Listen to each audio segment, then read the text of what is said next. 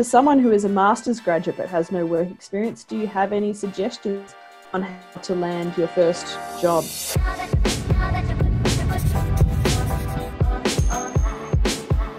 What is going on, Archie students? My name's Kyle. Welcome to the show. This is episode 35 of the Successful Archie Students podcast, and you might be wondering why I'm wearing a beanie.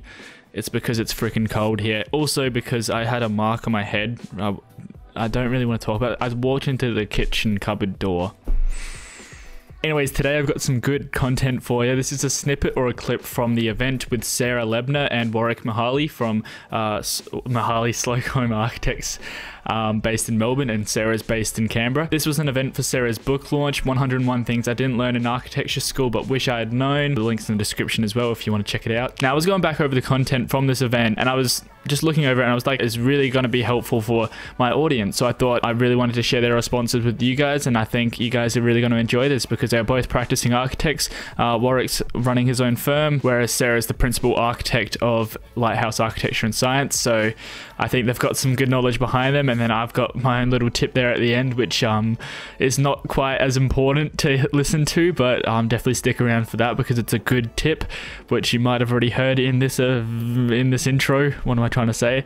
Yeah, it'll make sense later, I'm sure. Anyways, if you guys did happen to miss that event, it was a 2-hour event. It was a live event for the book launch, and it has I think we answered over 40 questions, which you guys submitted, so you definitely gotta check out that event on YouTube or over on Sarah's channel. The link is also in the description.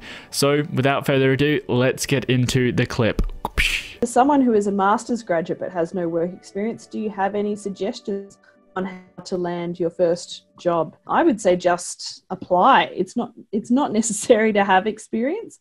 If you check out, there's a free job seeker workbook on our website that covers a lot of these things. In those, I stress that employers are usually looking for inherent soft skills and the right personality and potential, possibly even more than relevant work experience. Would you agree with that, Warwick? Yeah. So the number one factor that influences who we eventually employ. So this is not who we interview. People get an interview because their application is great and their portfolio is great.